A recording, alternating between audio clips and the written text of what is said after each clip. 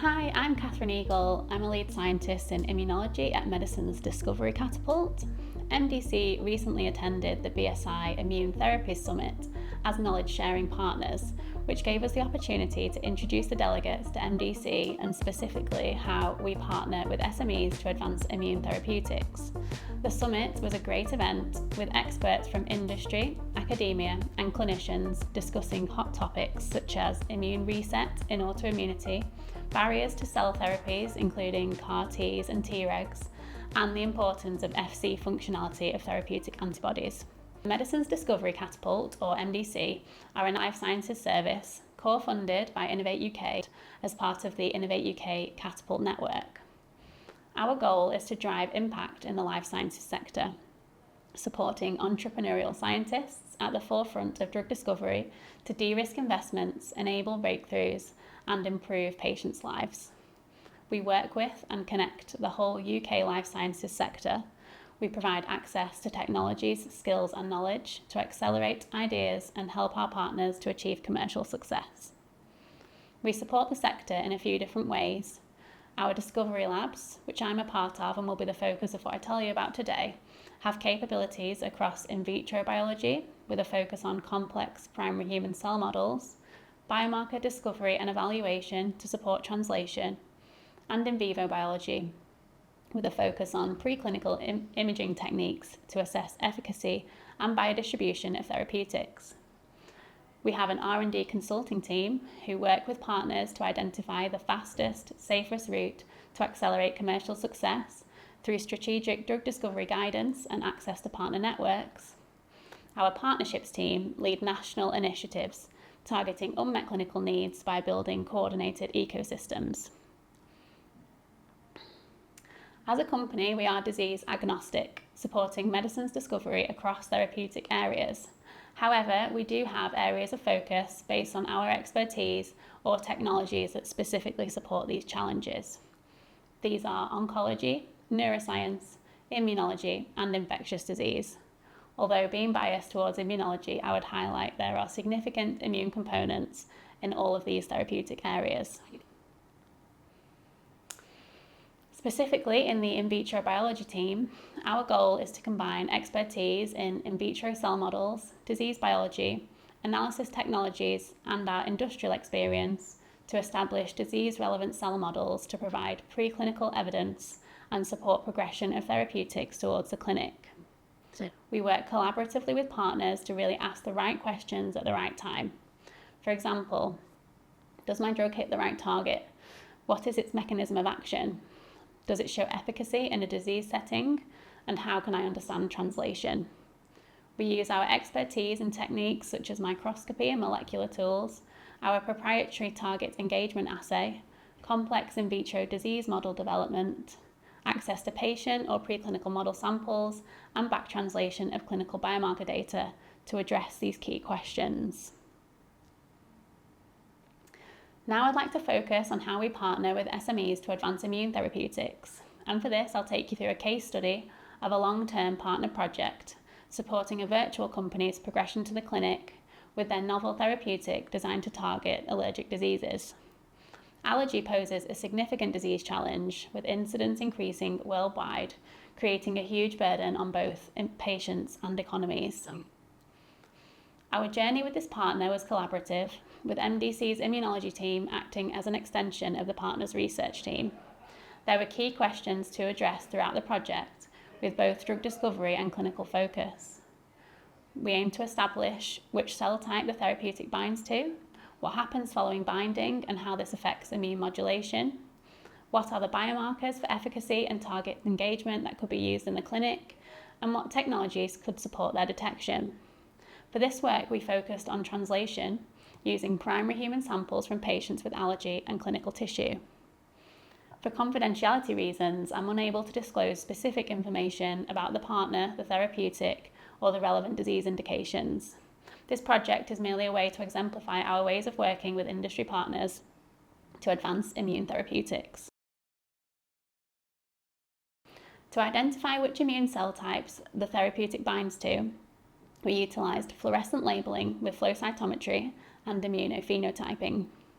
We analysed human blood after dosing ex vivo, showing the monocytes are the primary cell target.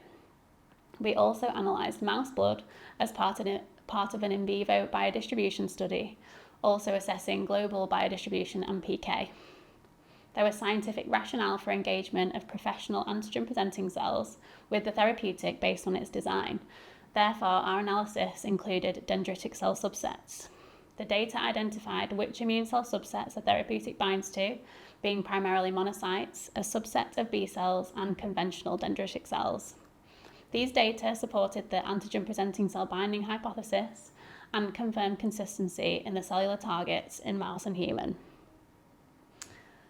We also harnessed microscopy tools to analyse uptake of the therapeutic following binding, using an in vitro derived primary human model of macrophages as another key target antigen-presenting cell. Fluorescence microscopy was used to investigate endosomal trafficking of the therapeutic in the macrophages, combining different markers of the endosomal pathway, including clathrin heavy chain, Rab5 and Rab7 for early and late endosomes respectively. These data built an understanding of the intracellular interactions of the therapeutic in a relevant primary cell type, giving insights into its regulation of intracellular signalling. This type of analysis pipeline is regularly used at MDC for characterising trafficking of nanomedicines, where readouts such as endosomal rupture and escape can be key for understanding dose, mechanism of action, and efficacy of complex meds. Understanding the mechanism of immune modulation and how the immune response changed after treatment with the therapeutic was a focus of the project, and we combined multiple gene and protein expression analysis tools to analyse immune pathway regulation, again using the primary human macrophage cell model. Gene expression changes were assessed using our nanostring platform and aligned bioinformatic analysis, together with analysis of key immune signalling pathway phosphorylation events, to build an understanding of regulated pathways that may drive efficacy in a key immune cell type. These approaches can be applied in many project contexts, and we also have technology to enable spatial or single-cell transcriptomics and untargeted approaches such as mass spectrometry for proteomic, metabolomic, and lipidomic analysis. We focused on understanding the response to the therapeutic in models with greater disease relevance. These data show changes in immune responses in disease-relevant systems, with elevated baselines to experimental stimuli in immune cells from allergic donors compared to healthy donors. For example, increased inflammasome activation and increased cytokine release in response to both allergen and even generic stimuli. These baseline differences highlight the importance of characterizing responses to therapeutics in patient-derived or disease-relevant models for better clinical prediction. A key response to the therapeutic in the in vitro derived macrophages was IL-10 release, but in healthy donor-derived macrophages, we needed to drive an M2A phenotype using endogenous IL-4 and IL-13 to see this response.